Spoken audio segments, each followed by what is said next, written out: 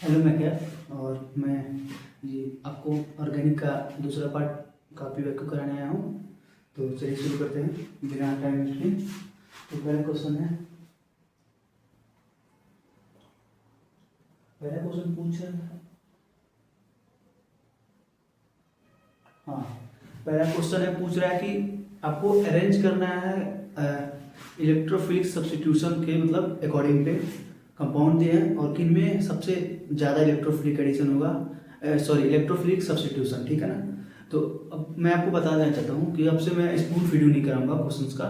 यहाँ पर क्वेश्चन लिख देना और मैं सॉल्व कर दूंगा। ये कोई बेस्ट तरीका नहीं है पीओक्यू सॉल्व करने का। जो क्वेश्चंस हैं वो क्वेश्चंस क्या पूछ रहे हैं उनके हिसाब से उनकी थियरी बताया जाए और उनकी कंसेप्ट समझाया जाए और फिर आप लोग क्वेश्चन सॉल्व करें, वो बेस्ट तरीका होगा, ठीक है। तो अभी फिलहाल मैं क्वेश्चंस क्या पूछ रहा है उसका थियरी बताया था, ठीक है। तो क्वेश्चंस पूछ रहा है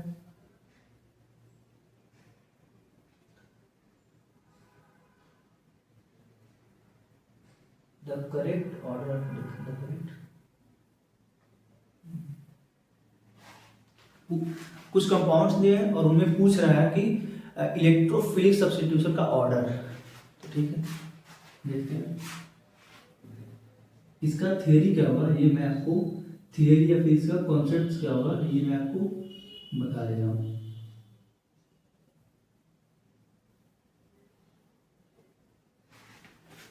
ये बेंजीन है और इसके ऊपर कोई ग्रुप लगा है, एक्स वाई जी कोई भी ग्रुप हो सकता है। ये तो या तो ये इलेक्ट्रॉन विथड्रॉइंग ग्रुप हो सकता है या फिर इलेक्ट्रॉन डोनेटिंग ग्रुप हो सकता है, ठीक है।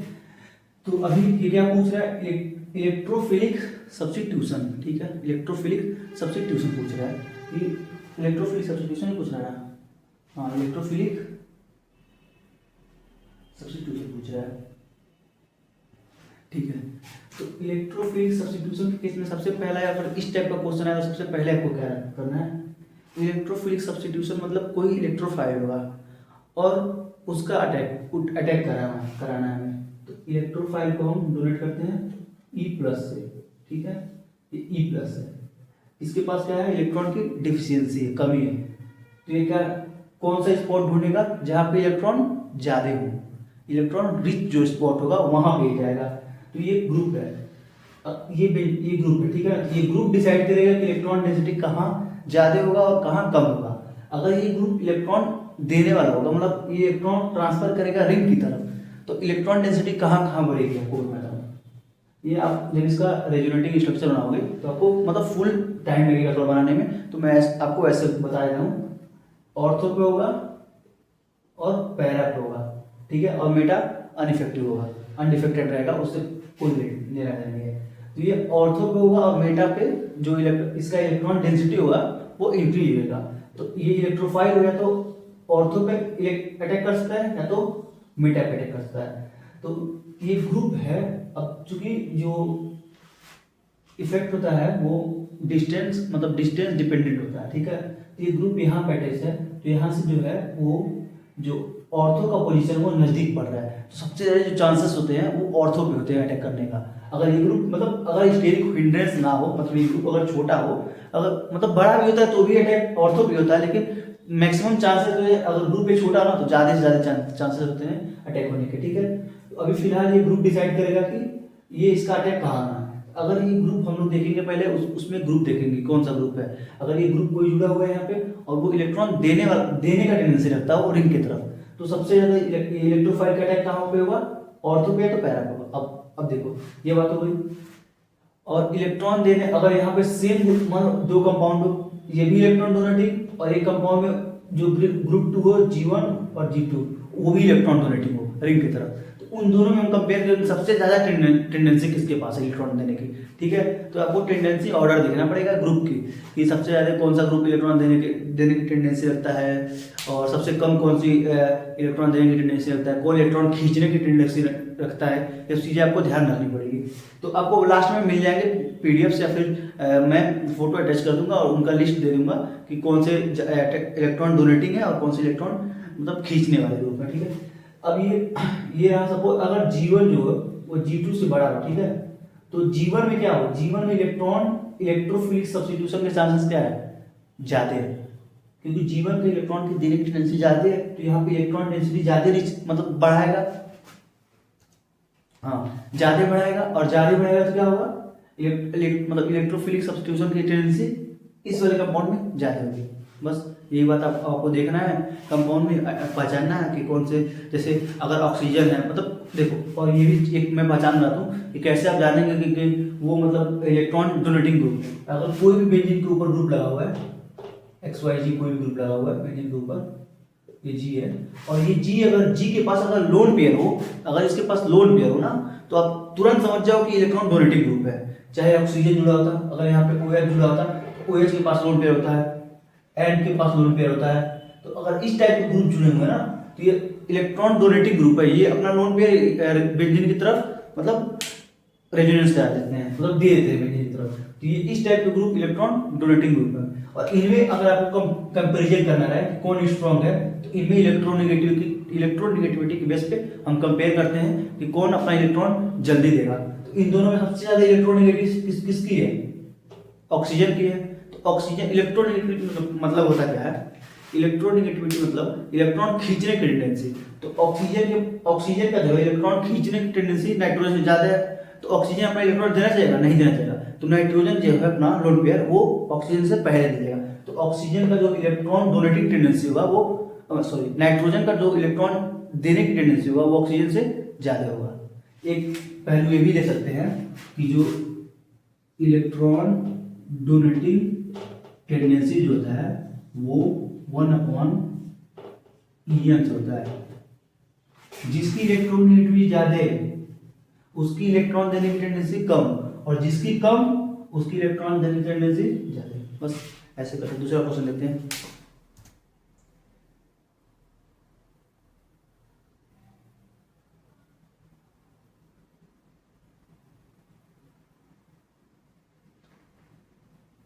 अब देखो दूसरा क्वेश्चन ये है, उसमें दे रहा है 4 स्टेटमेंट दिए हुए हैं, उनमें पूछ रहा है आपसे कि which of the following statement is incorrect.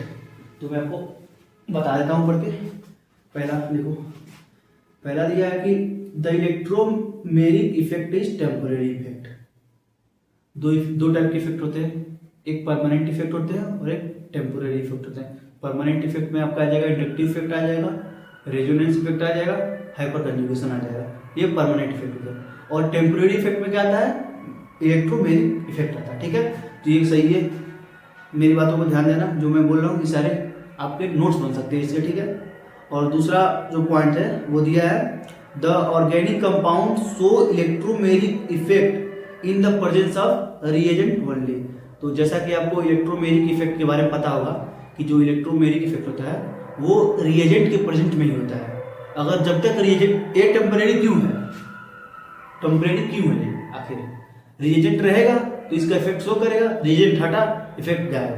तो ये भी ऑप्शन सही है कि रिएजेंट के प्रेजेंट में ही केवल होता है। अब तीसरा ऑप्शन देखेंगे, the electromeric effect dominate over inductive effect. ठीक है, तो जैसा कि देखेंगे जो इलेक्ट्रोमेरिक इफेक्ट होता है वो, जैसा कि आपको सबको पता होगा कि जो इंडक्टिव इफेक्ट होता है वो सबसे वीक इफेक्ट होता है। क्यों, क्योंकि जो इंडक्टिव इफेक्ट होता है वो, या तो सपोज कोई ग्रुप जुड़ा हुआ है, फ्लोरीन जुड़ा हुआ है, तो फ्लोरीन का टेंडेंसी का इलेक्ट्रॉन, और एक बात और, जो इंडक्टिव इफेक्ट होता है वो केवल सिग्मा बॉन्ड में देखने को पाया जाता है। सिग्मा बॉन्ड का जो इलेक्ट्रॉन होगा शिफ्टिंग होगा किसी दूसरे ग्रुप के जुड़ने के। मैं इसको लिख के समझाता हूँ। सपोज एक दर्शक आ गया,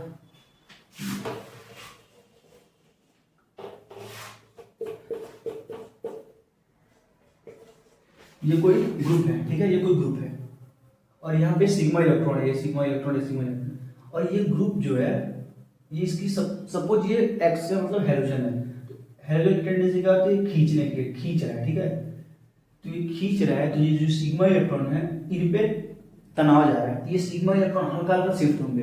ठीक है, और ये इसको इंडक्टिव इफेक्ट अपन कहते हैं। ठीक है, इंडक्टिव इफेक्ट। और ये जो इफेक्ट होता है वीक होता है, इसका लगभग 3 एटम के बाद जाने के बाद इसका इफेक्ट जो होता है वो निग्लिजिबल होता है। तो ये बहुत पुअर होता है, मतलब ये जो इलेक्ट्रोमेरिक इफेक्ट होता है इससे भी पुअर होता है इसका इफेक्ट। ठीक है, चलो, और चौथा जो पॉइंट था हमारा वो दिया है hydrogen ion so H+ ion, H+ दिया है, hydrogen ion H+ so negative electromagnetic effect, negative electromagnetic effect. अब निगेटिव इलेक्ट्रोमैग्नेटिक इफेक्ट और पॉजिटिव इलेक्ट्रोमैग्नेटिक इफेक्ट क्या होते हैं?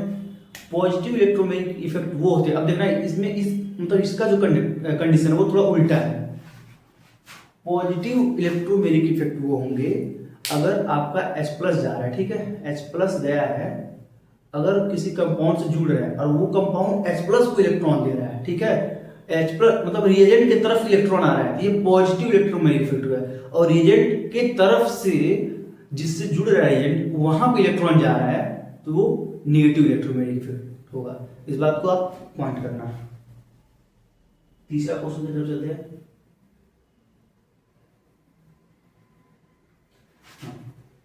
अब देखो तीसरा क्वेश्चन में क्या हुआ, मैच द कॉलम है, उसमें कुछ कंपाउंड्स दिए गए, ठीक है, और उनमें आपको मैच करना है। जैसे ऑप्शंस दिए हुए +E -E और +R -R। अब +E का मतलब क्या, पॉजिटिव इलेक्ट्रोमैग्नेटिक इफेक्ट, जैसा मैंने बताया, और निगेटिव अभी मैं उसको कंपाउंड कर लेता हूँ, उससे समझाया था। और -E मतलब निगेटिव इलेक्ट्रोमैग्नेटिक इफेक्ट, और +R मतलब रेजोनेंस इफेक्ट, और -R मतलब निगेटिव रेजोनेंस इफेक्ट। तो अभी मैं आपको समझाता हूँ कंपाउंड लिख के।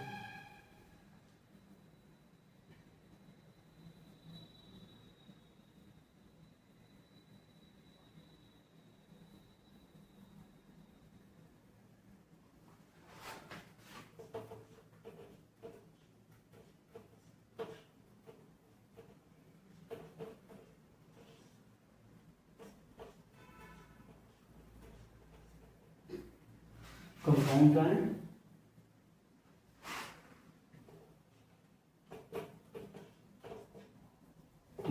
ये कंपाउंड है,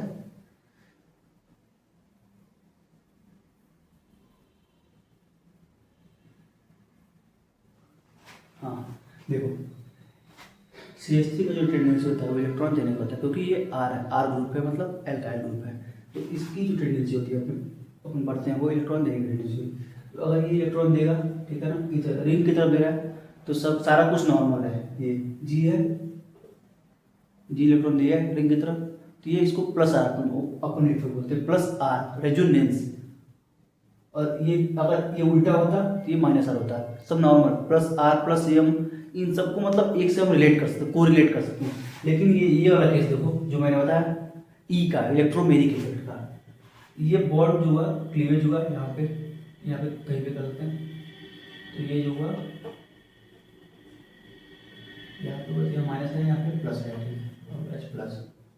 अब देखो ये रिएजेंट हुआ, ये रिएजेंट हुआ ना, ठीक है। अब यहाँ से ये जो रिंग है, यहाँ से इलेक्ट्रॉन इसके पास आ रहा है, मतलब रिएजेंट के पास आ रहा है, रिएजेंट से उसके रिंग के पास नहीं जा रहा है, रिंग से रिएजेंट के पास आ रहा है, तो इसको बोलते हैं अपन +E इफेक्ट, +E इफेक्ट। और यही जब इलेक्ट्रॉन होता है वो रिएजेंट से मतलब रिंग की तरफ जाता तो उसको क्या बोलते हैं हम, -E इफेक्ट बोलते हैं, ठीक है। चलिए नेक्स्ट क्वेश्चन पे चलते हैं।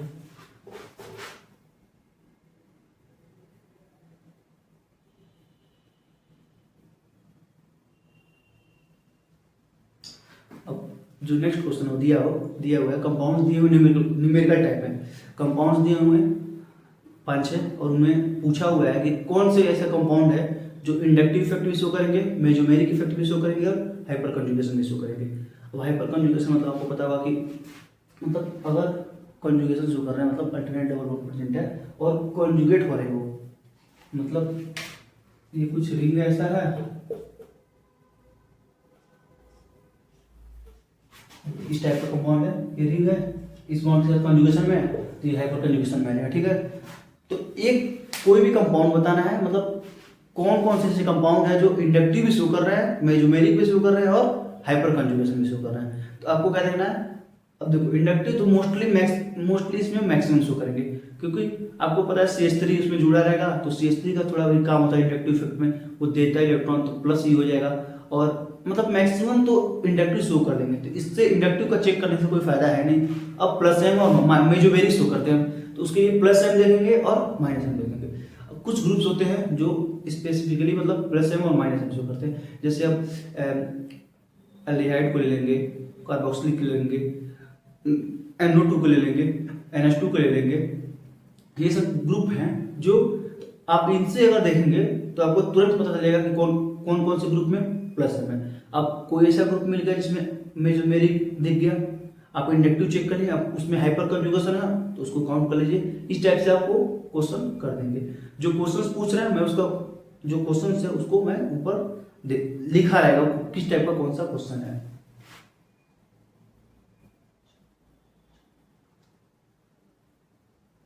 ये देखिए सबसे अच्छा क्वेश्चन आ गया।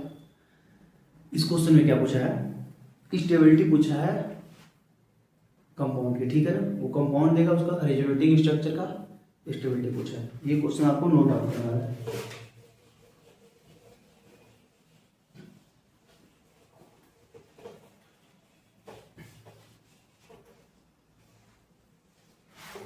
एक मिनट क्वेश्चन में नोट डाउन कर दूँ।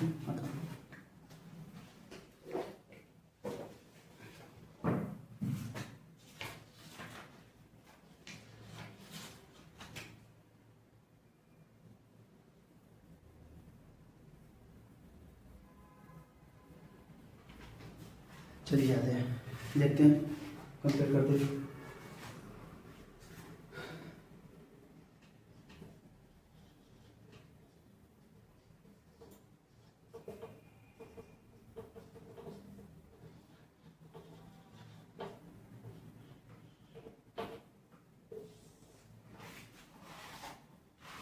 अच्छा, हम इस वीडियो में मोस्टली टॉपिक कौन सा कवर करेंगे, वो टॉपिक रहेगा आपका इफेक्ट जो है, टेम्पोररी इफेक्ट, परमानेंट इफेक्ट, इनसे रिलेटेड क्वेश्चन आएंगे।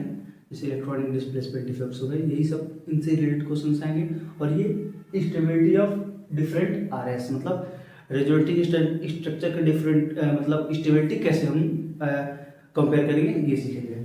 तो सबसे पहला इसमें रूल है कि अब देखिए, आप एक कंपाउंड लेते हैं, कोई कंपाउंड लेते हैं एग्जाम्पल के तौर पर,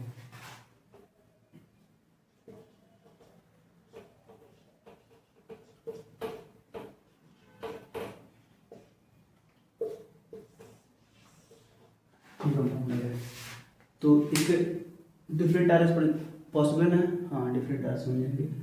तो इसके कुछ RS बनेंगे, मतलब इसके डिफरेंट RS बन जाएंगे, ठीक है। तो उन डिफरेंट RS में हम कंपेयर कैसे करेंगे, कौन सा RS ज़्यादा स्टेबल है और कौन सा RS कम स्टेबल, ठीक है। तो इसके कुछ रूल्स होते हैं, आप रूल्स अपने टंग पे रखेंगे क्योंकि इस टाइप के क्वेश्चन मोस्ट प्रोबेबली पूछ लिए जाते हैं, ठीक है। तो वो RS नोट डाउन करेंगे, वो RS का सबसे मतलब स्टेबिलिटी सबसे ज़्यादा होगा जो मतलब नॉन पोलर होगा, जिसमें चार्जेस नहीं होंगे, मतलब ना प्लस होंगे ना माइनस होंगे, वो RS सबसे मोस्ट प्रोबेबली स्टेबल होगा, ठीक है।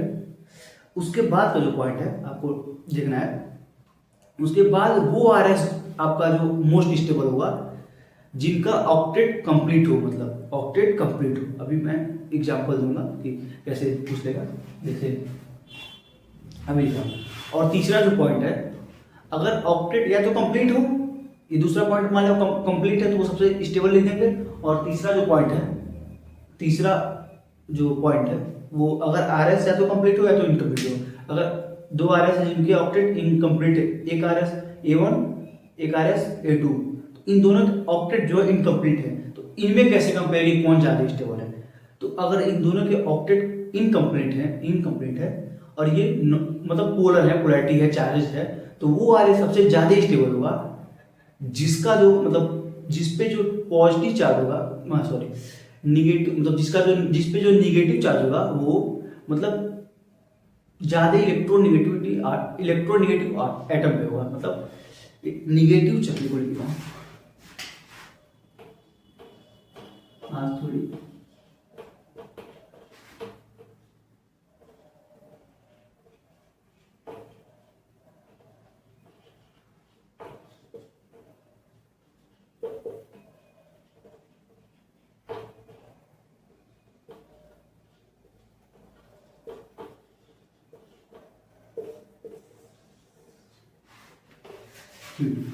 ये पॉइंट देखिए, अगर वो जो निगेटिव चार्ज है या फिर पॉजिटिव चार्ज है, आपने इसको एक मतलब पहले से आप याद रख सकते हैं इसको, negative charge on more electronegative atom is more stable. मतलब निगेटिव चार्ज, अब सपोज इसका एग्जांपल ले सकते हैं, कोई RS है उसमें O पे माइनस है और N पे माइनस है। मतलब कोई मतलब ये कंपाउंड है इसमें, क्योंकि इसमें बस O ही है, तो कोई ऐसा कंपाउंड है जिसमें O भी प्रेजेंट है और N भी प्रेजेंट है। तो किसी कंपाउंड में O पे माइनस है और किसी कंपाउंड, उसी कंपाउंड में मतलब दो RS है, ये मान समझो R1 ये हुआ और ये R2 हुआ, ठीक है ना। तो एक RS में आया है जिसमें हम O पे माइनस दिखा रहा है, और दूसरा RS इसी का जो है जिसमें हम N पे माइनस दिखा रहा है। तो इसमें जो ज़्यादा इलेक्ट्रोनेगेटिव ऑक्सीजन है उस पर माइनस है, और इसके बाद से मतलब जो ऑक्सीजन है वो ज़्यादा इलेक्ट्रोनेगेटिव है। तो इस पे जो माइनस आया वो मोर स्टेबल होगा, तो मोर स्टेबल हुआ तो ये जो RS भी होगा वो मोर स्टेबल होगा। ऐसे तीसरा पॉइंट ये हो गया। अब चौथा पॉइंट क्या हुआ, मतलब हम तीसरा भी मतलब कंपेयर कर लिए, मतलब तीसरा तीनों कॉमन आ गया किसी में। अब चौथा जो पॉइंट है वो देखेंगे।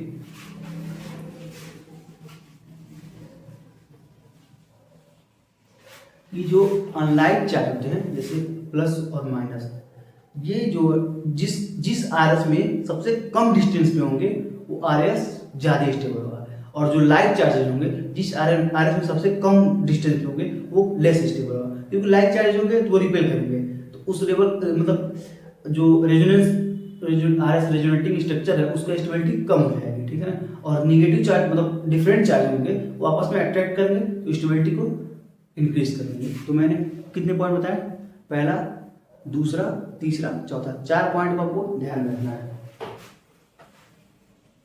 नेक्स्ट क्वेश्चन देखते हैं।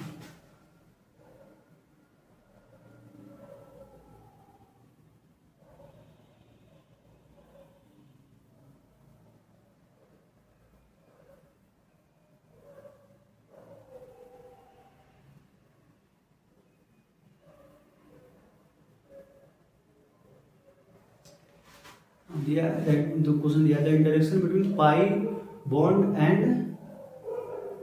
Lone pair of electron, the interaction between pi bond and lone pair of electron, ध्यान रखना।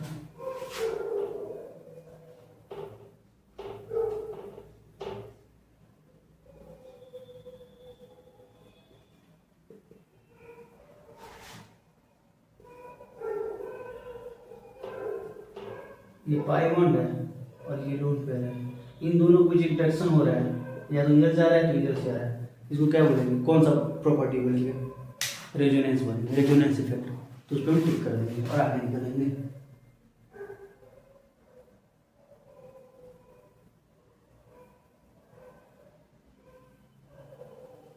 इसके बाद से क्वेश्चन दिया है, डिफरेंट सारे कंपाउंड दिए और उसमें पूछा है कि आप अरेंज करो कि सबसे ज़्यादा जो होगा वो इलेक्ट्रोफिलिक सब्स्टिट्यूशन जो होगा किसमें होगा।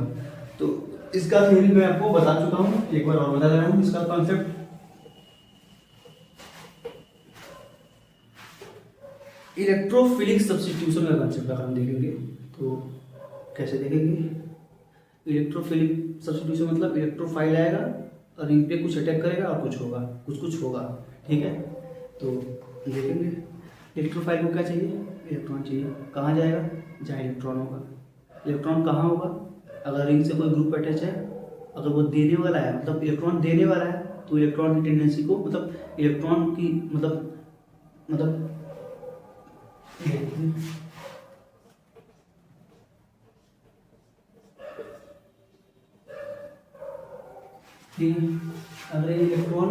ये इलेक्ट्रॉन डोनेटिव ग्रुप है तो इलेक्ट्रॉन जहाँ जहाँ कोई स्पॉट है, जैसा कि मैंने बताया ऑर्थो और पैरा का पोजीशन जो यहाँ पे इलेक्ट्रॉन रिच, इसको इस पोजीशन को इलेक्ट्रॉन रिच बनाएगा, तो यहाँ पे जो है चांसेस जो है मतलब इलेक्ट्रोफाइल के अटैक करने की ज़्यादा हैं। अगर ये ग्रुप EDG है, इलेक्ट्रॉन डोनेटिव ग्रुप है, तो ये इलेक्ट्रॉन मतलब इलेक्ट्रोफिलिक सब्स्टिट्यूशन की टेंडेंसी को बढ़ाएगा, और ये इलेक्ट्रॉन खींचने वाला ग्रुप है, electron EWG electron withdrawing group, तो इलेक्ट्रॉन इलेक्ट्रोफिलिक सब्स्टिट्यूशन को टेंडेंसी को घटा देगा, ठीक है। तो इसी बेसिस पे आप इस क्वेश्चन को कर लेंगे। जैसे मैं बता दे रहा हूँ, इसमें एक कंपाउंड है, एक टोल्यूमिन है मतलब बेंजीन के ऊपर से जुड़ा है, एक नॉर्मल बेंजीन है और एक क्लोरोबेंजीन है और एक नाइट्रोबेंजीन है। तो अब देखो आप इस कंपाउंड में बेंजीन के ऊपर कुछ नहीं लगा, तो भी इसको आप ऐसे ही रखेंगे।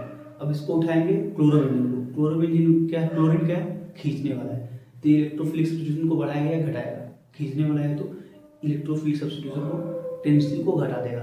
अब देखो उठाओ नाइट्रोबेंजीन को, अब ये भी खींचने वाला है, ये भी घटा देगा, इन दोनों में बात फंस गई तो इसको छोड़ देते हैं। अब उसके जो लास्ट बचा हुआ टोल्यूइन CH3 प्लस, ये बढ़ा देगा, तो सबसे ज़्यादा इलेक्ट्रोफिलिक टेंडेंसी टोल्यूइन हो जाएगी। उसके बाद बेंजीन नॉर्मल, उसके बाद नाइट्रोबेंजीन देगा, क्योंकि NO2 जो होता है उसकी खींचने की टेंडेंसी वो क्लोरीन से ज़्यादा होती है। तो उसके बाद नाइट्रोबेंजीन आ जाएगा और सबसे लास्ट में क्लोरोबेंजीन आ जाएगा। ये कर लेंगे, ठीक है। अभी क्वेश्चन पूछा हुआ है, ढेर सारे ग्रुप्स दे दिए, उन्होंने पूछा कौन सा ग्रुप मेटा डायरेक्टिंग, ठीक है, मेटा डायरेक्टिंग ग्रुप कौन होते हैं। तो ये या तो आप इसको डायरेक्ट ध्यान में रख सकते हो कि जो माइनस एन ग्रुप होते हैं, मतलब खींचने वाले ग्रुप होते हैं, वो मेटा डायरेक्टिंग होते हैं। क्योंकि जो मैंने आपको बताया, जो जो इलेक्ट्रॉन डोनेटिव ग्रुप होते हैं वो कहाँ पे रिंग को एक्टिव करते हैं, ऑर्थो और मेटा पे, और वो जो सॉरी ऑर्थो और पैरा पे, और जो मेटा जो होता है वो अनइफेक्टिव होता है, ठीक है, मतलब अनइफेक्टेड रह जाता है वो,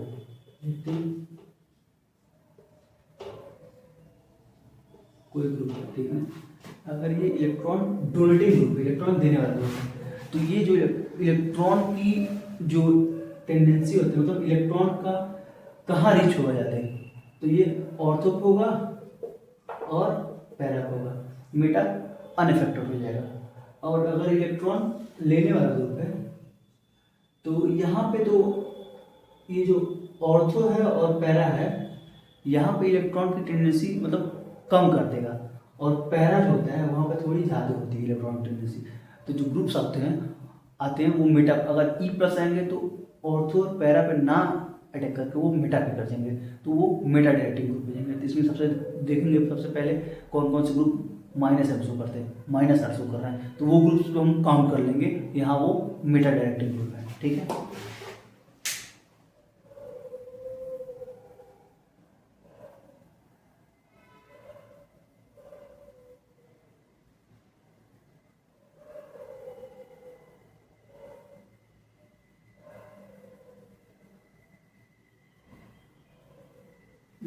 उसके बाद से क्वेश्चन है कि कौन कंपाउंड दे दिया कुछ, और उन्हें पूछ रहा है कि कौन कौन सा कंपाउंड है जिसमें इलेक्ट्रोफाइल कैटेगोरिक टेंडेंसी जाते हैं। तो कौन सा कंपाउंड होगी, अगर ग्रुप जो जुड़ा होगा देने वाला होगा, इलेक्ट्रॉन देने वाला होगा, तो उस मतलब उसमें क्या होगा, इलेक्ट्रोफाइल टेंडेंसी, अटैक करने की टेंडेंसी ज़्यादा है, और इलेक्ट्रॉन खींचने वाला होगा तो कम होगा, तो बस ऐसे लगा देंगे। इसमें सिंगल टाइप आंसर है, तो आप देखिए क्लोरोबेंजीन जो है तो क्लोरोबेंजीन होगा नहीं, और नॉर्मल बेंजीन हुआ तो उस पर अभी छोड़ेंगे, और उसमें क्या दिया है, फिनॉल दिया है, तो फिनॉल ओ पे लोन पेयर है, तो लोन पेयर रिंग की तरफ जाएगा तो इलेक्ट्रॉन की टेंडेंसी को बढ़ा देंगे, इलेक्ट्रॉन की प्रेजेंट होने की टेंडेंसी को, तो ये क्या हो जाएगा, इलेक्ट्रोफाइल अटैक कर लेगा, ठीक है।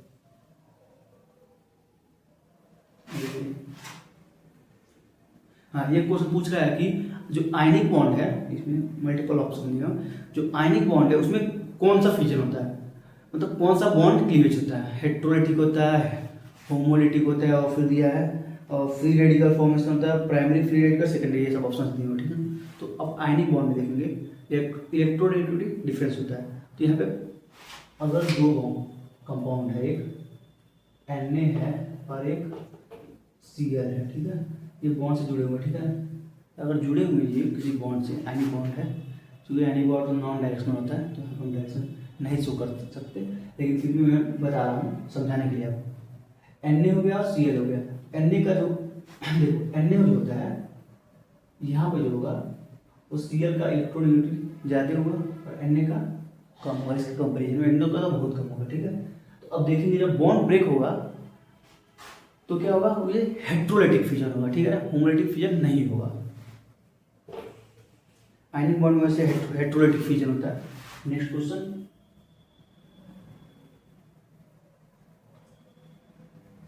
हाँ, अब ग्रुप दिए हुए उन्होंने पूछा कि कौन से माइनस आर ग्रुप है, निगेटिव रेजोनेंस शो करने वाले, तो अब पॉजिटिव रेजोनेंस शो कौन सा था। एक चीज़ आप ध्यान रखो हमेशा, जिससे आपके सारे क्वेश्चन सॉल्व हो जाएंगे। ये जो ग्रुप होगा ना, अगर इसके पास लोन पेयर होगा ना तो ये प्लस एम शो कर देगा, प्लस आर शो करेगा, और लोन पेयर नहीं होगा ना तो मोस्टली केसेस जो है उसमें माइनस एम शो करेगा, मतलब मैं मोस्टली बता रहा हूँ, ठीक है ना, मोस्टली नहीं कर सकते, CH3 या CH3 प्लस आर शो कर देगा, ठीक है। और जैसे अगर लोन पेयर है ना तो कन्फर्म वो मतलब प्लस वाला शो करेगा, और लोन पेयर नहीं है ना तो चांसेस उसके रहेंगे कि वो माइनस वाला शो कर सकते हैं। जैसे सी से जुड़ा हुआ है डबल बॉन्ड, वो है सी के पास लोन देखता हूँ, ये ग्रुप है, देखो ये ग्रुप कौन सा, मतलब कौन सा ग्रुप होगा ये? सी के पास लोन पेयर है नहीं है, तो मैंने क्या बोला कि मतलब अगर लोन पेयर नहीं हो, जो ग्रुप अटैच है, मतलब जो डायरेक्ट अटैच है मतलब रिंग से, उसके पास तो चांसेस होते हैं कि वो माइनस वाले शो करे, जैसे माइनस एम हो गया और माइनस आर हो गया। कैसे? यहाँ पे कुछ मतलब अल्टरनेट डबल बॉन्ड होंगे, सॉरी हाँ ये अल्टरनेट। तो अब चूंकि यहाँ पे तो कुछ है नहीं, तो यहाँ पे पॉसिबिलिटीज है नहीं, तो ये जो है ये खींचेगा अपनी तरफ, ये यहाँ पे जाएगा और ये यहाँ पे जाएगा, ये माइनस हो जाएगा, क्योंकि ऑक्सीजन पे माइनस स्टेबल होगा, तो इसलिए ये रिंग से इलेक्ट्रॉन खींच लेगा पाई इलेक्ट्रॉन्स को, तो ये क्या होगा, खींचने का काम कर रहा है, तो ये माइनस वाला ग्रुप हो गया। तो आज के लिए इतना ध्यान देते हैं, क्योंकि ये जो सारे क्वेश्चन थे वो एक टॉपिक से थे, किस टॉपिक से थे? इफेक्ट के टॉपिक से। तो सारी चीज़ों को मैं समराइज कर देता हूँ। इफेक्ट दो टाइप के होंगे, एक परमानेंट इफेक्ट होंगे और एक टेम्पोररी इफेक्ट होंगे। तो परमानेंट इफेक्ट में कौन कौन से आ जाएंगे? रेजोनेंस इफेक्ट आ जाएंगे, सबसे पहले लेते हैं इंडक्टिव इफेक्ट आ जाएगा, रेजोनेंस इफेक्ट आ जाएगा, हाइपर कंजुगेशन आ जाएगा। और टेम्पोररी इफेक्ट में क्या आ जाएगा? इलेक्ट्रोमेरिक इफेक्ट आ जाएगा। ठीक है, तो इंडक्टिव इफेक्ट क्या होंगे? इंडक्टिव इफेक्ट मोस्टली जो अफेक्ट करते हैं वो सिग्मा इलेक्ट्रॉन्स को इफेक्ट करते हैं, ओनली सिग्मा इलेक्ट्रॉन्स को। जैसे कोई ग्रुप जुड़ा हुआ, फ्लोरीन जुड़ा हुआ किसी सिंगल बॉन्डेड मतलब एल्केन से जुड़ा हुआ है, तो जो क्या होगा, फ्लोरीन क्या करेगा, जो सिग्मा इलेक्ट्रॉन्स हुए हैं बॉन्ड में, उनको क्या करेगा, खींचने का काम करेगा, जिससे मतलब कंपाउंड में कुछ डिफेक्ट नजर आ रहे थे। ठीक है, ये क्या होगा, इंडक्टिव इफेक्ट का काम होगा। और इंडक्टिव इफेक्ट जो होता है वो सबसे वीकेस्ट इफेक्ट होता है, क्योंकि ये जो इंडक्टिव इफेक्ट जिस कंपाउंड में लगता है वो लगभग तीसरी आइटम के बाद देखना निग्लेजिबल होता है। ठीक है, अब रेजोनेंस में आएंगे, तो रेजोनेंस के कंडीशंस क्या होंगे? कोई कंपाउंड है, ठीक है, जैसे बेंजीन लेते हैं, उसमें अल्टरनेट डबल बॉन्ड प्रेजेंट है, तो वो रेजोनेंस से करेगा। रेजोनेंस के 5 कंडीशन, मतलब बहुत सारे कंडीशन उसमें, जैसे डबल बॉन्ड विथ मतलब पाई इलेक्ट्रॉन, मतलब पाई bond with pi bond resonance, lone pair with pi bond, और एक डी और वाइटल रेजोनेंस होता है। सपोज जैसे यहाँ पे कोई चार्ज है, तो माइनस चार्ज है यहाँ पे, और ये जुड़ा हुआ है, और ये कंपाउंड है कुछ जी कोई मतलब सी कोई मतलब एक्स कोई कंपाउंड है। ठीक है, मतलब सीएल लेते हैं, चलो सीएल लेते हैं, सीएल एक कंपाउंड लेते हैं, और ये एफ लेते हैं। ठीक, एफ लेते हैं। अब देखना, अब ये जो होगा वो इसका मतलब 2 4 6 7 7 2 4 2 6। ठीक है, देखो ये जो है, ये जो मतलब इलेक्ट्रॉन्स है, लोन पेयर्स हैं, वो यहाँ पे आ सकते हैं, और इसके कंडीशन में यहाँ पे आ सकते हैं। कौन से आ सकते हैं? तो ये वाला इसका ये आ सकता है। क्यों आ सकता है? क्योंकि यहाँ पे जो है इसका जो डी ऑर्बिटल है वो खाली है, और इसमें डी ऑर्बिटल होता नहीं है, तो एक डी ऑर्बिटल रेजोनेंस होता है। तो मतलब अगर एक कंपाउंड, दो कंपाउंड है, पहले के पास लोन पेयर और दूसरे का जो डी ऑर्बिटल खाली है, तो वो डी ऑर्बिटल रेजोनेंस होता है। और तीसरा जो होता है, मतलब चौथा, पहला तो हो गया pi bond with pi bond, दूसरा pi bond with lone pair, तीसरा डी ऑर्बिटल रेजोनेंस, और चौथा जो होगा वो क्या होगा, बैक बॉन्डिंग होगा। बैक बॉन्डिंग क्या होगा, कंपाउंड है कोई, लोन पेयर उसके पास, और दूसरे कंपाउंड के पास वैकेंट ऑर्बिटल, मतलब डी वैकेंट ऑर्बिटल नहीं, कोई भी वैकेंट ऑर्बिटल, तो कौन सा हो जाएगा, बैक बॉन्डिंग उसको कहते हैं। जैसे कोई कंपाउंड है सी या और दूसरा कोई कंपाउंड है एक्स है, इसका वैकेंट है, मतलब ऑर्बिटल वैकेंट है, तो ये जो दे गए यहाँ पे वो क्या होगा, बैक बॉन्डिंग हो जाएगा बस।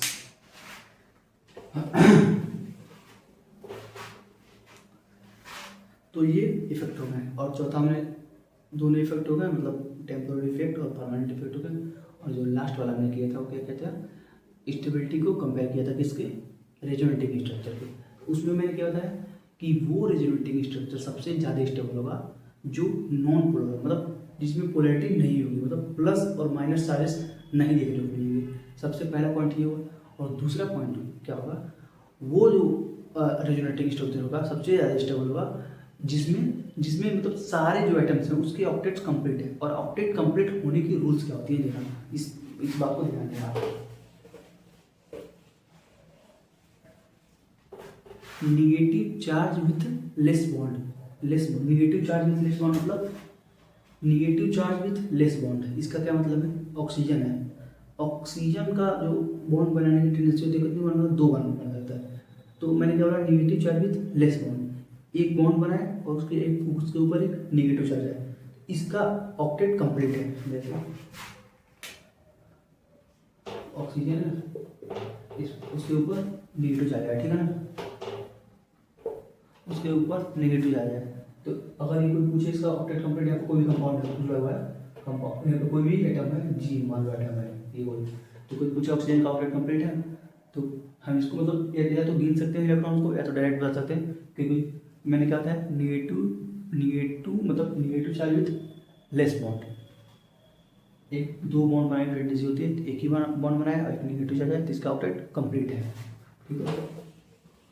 और दूसरा जो कंडीशन था वो positive charge with more bond, जैसे ऑक्सीजन पे लेते हैं 2 में ग्रुप से और एक पॉजिटिव चार्ज है आ गया, तो 3 बॉन्ड बना गया। ऑक्सीजन पे बॉन्ड बनाने की टेंडेंसी कितनी थी, 2 बॉन्ड बना सकता है, लेकिन 3 बॉन्ड बनाया और इसके ऊपर पॉजिटिव चार्ज आता है, यानी कि positive charge with more valency, positive charge with more valency, तो क्या शो करेगा वो ऑक्टेट कंप्लीट शो करेगा। दूसरा पॉइंट होगा, तीसरा पॉइंट क्या था हमारा कि अगर ऑक्टेट आइदर कंप्लीट और इनकम्प्लीट, मान लो कोई कंपाउंड लिए उसमें हम ऑक्टेट, चलो मान लो नॉन पोलर भी हो गया और ऑक्टेट भी कंप्लीट हो गया, और तीसरा तब क्या शो करेंगे, या तो ऑक्टेट कंप्लीट है या तो इनकम्प्लीट है।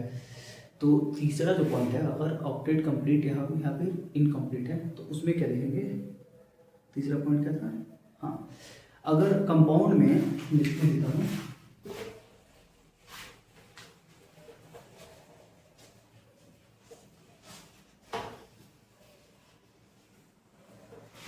जो सारे मैं पॉइंट बता रहा हूँ उनको सारे आप सीक्वेंस में ध्यान रखना, तभी आपके सारे पॉइंट हो पाएंगे।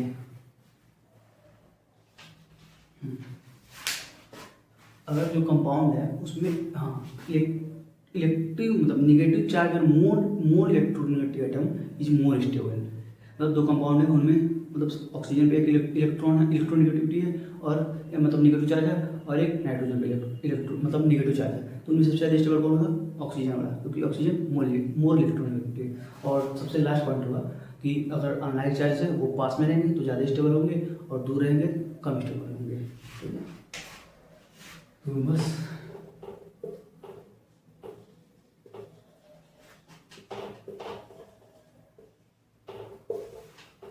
Thank you. उठो।